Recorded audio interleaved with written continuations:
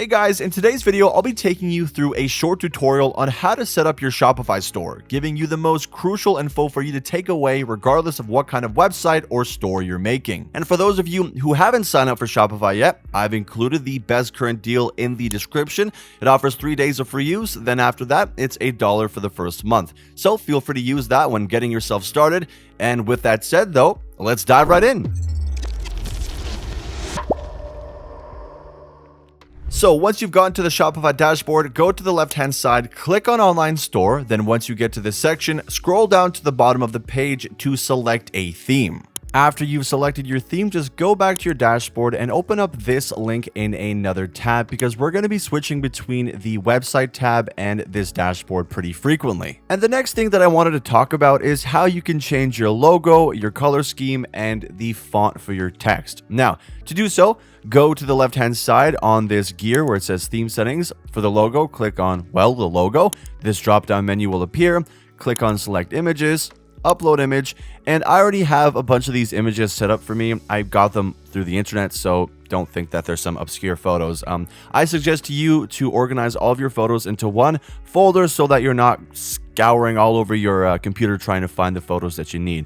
To transfer an image, you click on the image. So of course, this is my logo. Open it. It's going to take some time to upload, and then once it is uploaded, all you got to do is click on done over here, and then the logo is going to pop up in the top left like this. Now let's touch upon some of these colors by going to the theme settings, and the colors are under the logo. To customize the colors, just click on one of these schemes and then click on one of the color palettes, and then you can customize them as you see fit right here. Now, you can also add a scheme of your own just by clicking right here, and then the process is largely the same, just you got to customize it more. Now, to apply these colors, for example, to the header, just click on the header, scroll down a little bit, click on color scheme, and choose the color scheme that you want, and then it will subsequently be placed upon the header or whatever section you're applying the color to. And now we're going to go to the left-hand side again and go to the typography, which is under the colors. Now, to change the heading font, which is this text right here, you just go to change under the heading font section, and then you choose whichever text or font you want. Let's go with April Fat Face and select it to save. Now, to touch upon the body text like the price, go to the body text section and then just change it accordingly like we just did with the header fonts. And of course, remember to save. Now I'm going to change the header image right here the same way that we did with the logo. Just transfer in an image and then you change it as such. And the next thing we got to do is just switch up this text right here by clicking on it, and then you'll see how this text box pops up in the left hand side. And I'm also going to remove this button down here. We're going to touch upon what the buttons do later on, but right now just click on it and then hit on this remove button to remove it. Now what we need to do is add some products, but first we need to add another section to our homepage, and to do so, of course, we click on add section right here, and we're going to add a collection list. And what this is for is to add different sections for different products and then a general section. But to do so, let's go back to the dashboard and click on products right here. And the collections are just under this, so it's not hard to find. But right now, we're just going to go to the products and click on the add product button right here. First things first, we need to add a title, then the description. We're going to use the AI tool for this. You don't have to write it with the AI tool, but I like to. So you just use the keywords and then you generate it, and you can change the tone. If you don't like what it comes up with, you can just click on generate again, but in this case, we're going to keep it. And below this is the pictures. So you just drag and drop whatever images you have of your product, make sure they're high quality. Then below that, you have the pricing for it. And lastly is something called the variants, which is where you include the size, color, material, things of that nature. So you choose size, for example, you put the size in the other text box, and then once you're done, make sure to save it in the top right. And for the collections, you click on create collection, you change the title, and then after this, you add the picture on the right hand side, you save it, and then you're going to be able to add your products. So just go down here to where it says browse, pick whichever products you want to add, and then they're going to be included on your collection list. Now, when we go back to our website, here are the products at the very bottom, and to add our collections, just click on one of these pictures, click on select collection, and then your collections are going to open up. You select which collection you want, select it again, and there you go. Now, let's go back to our dashboard and head down to the online store and click on pages, because this is how we're going to create a new page. First things first, add a title, then go to the right-hand side and select the default page as your theme. Then head over to the left-hand side to navigation so we can customize our menus. We have our footer and the main menu. Right now, we're just going to focus on our main menu. Now, to add something to your menu, such as the page we just created, just click down here, go to the right, add the page from here, click on recipe list, and then add it. And there you go, it's added. And to make a drop-down menu, just take one of the menu items, put it under another one, and then it's going to look like this, but on our page, it's going to look like this. And you can also see on the right side the recipe list, so we have an entirely different page for that, which is great. Now, going back to that button thing I mentioned, I added another section to our homepage to talk about that. So basically, you click on it, you change the label, and then right here, it's similar to the menu section we just touched upon. You just choose which one you wanted to link it to, and then there you go. That's pretty much all there really is to the buttons. And then I went ahead and added some recipes to that recipe list for the page that we just made. And then I went a step further to add another page where I went through the steps of how to make Turkish coffee. However, the more information that I added made the picture on the left-hand side expand and grow in a very awkward way. So to fix this, I went to the settings and added the overlap feature, and it fixed it. So that's wonderful. And now let's head back to the dashboard to touch upon the more business side of things. So just go down to settings. Alright, so let's talk about our store details, which is the first tab. Make sure to check this information so that it's correct, and if you want to edit it, just click on this pen icon right here and input your info.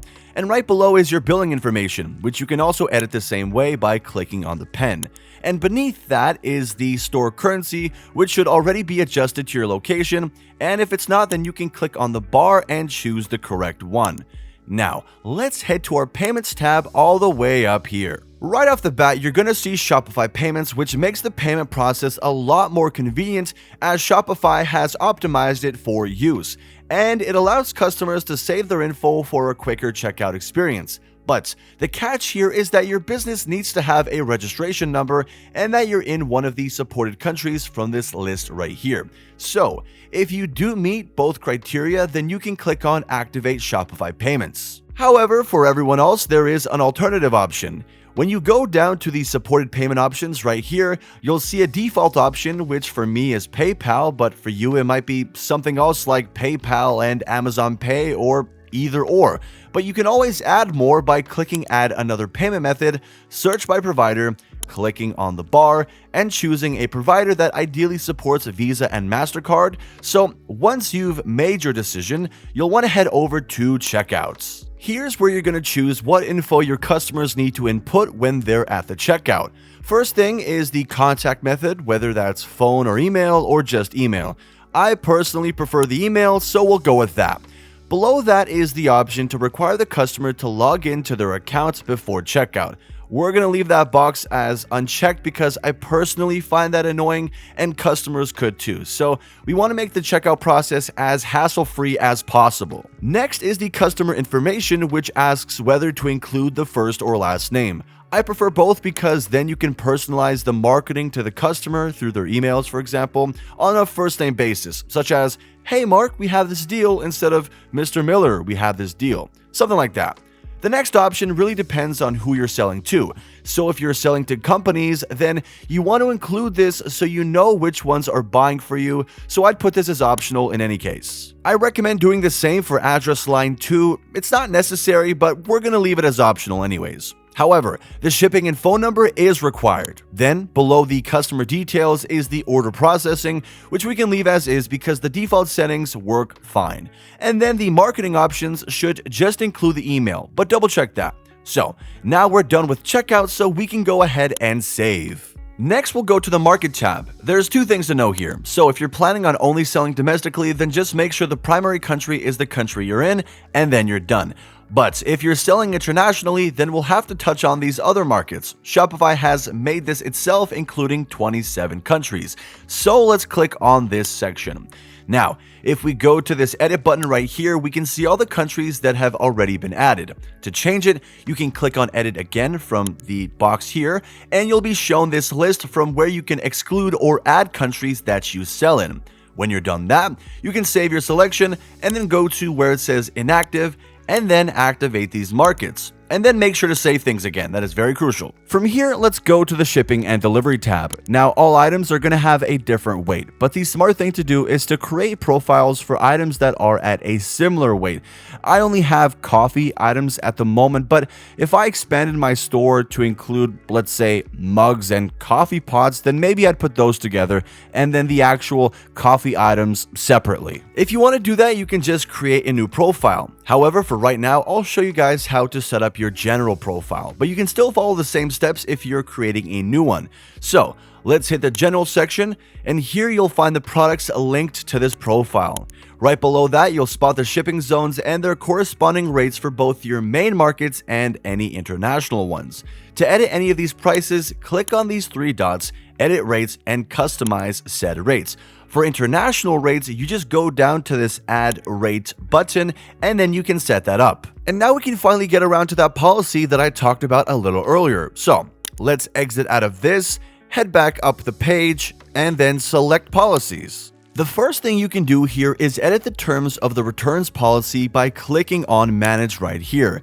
You can pick the time window customers have to return something, the return rate down below, and then down here you can set which products or collections cannot be returned when you have a final sale. And then at the bottom is the summary of your return policy. Now just go back to the previous page by clicking on this backwards arrow and hit turn on, and your return policy will be applied. As for everything else, it's super easy. Just click on create from template and Shopify will make a template according to the policy in question. You can do this for all of the policies except for shipping and returns, which I have made a sample version of. I made this using ChatGPT, but I highly recommend you make your own so you can set your criteria. So, once you finish creating templates and filling each section out, go ahead and save this. And the great thing about this actually is that we can add these policies to our footer menu without really doing too much work. So you can do so just by exiting out of here, and we're already in navigation, so that's convenient. And so this time we go to our footer menu, and then we click on add menu item. The process is the same. Then you click on search or paste a link, and now we have our policy section. So I'll show you how to add one, and then I'll do the rest just behind the scenes, I suppose. So we're gonna include, let's say, the privacy policy. So we're gonna add the privacy policy. We can change the name up here, but I don't really feel the need to. So we're just gonna add this right here, and then let me add the rest. All right, so now with that taken care of, let's go back to our website and see what that looks like. So we scroll all the way down to the bottom, and here they are. Here are our policies. So let's check out if they work. Click on the refund policy, and there you go. It works. Now, the last thing that I want to check is whether or not a customer can reach the checkout page so that we know that the whole site is functional in of itself. So to do so, go to the top left and then click on view. And then let's go down to find an item. For example, let's go to the coffee beans and check out this one.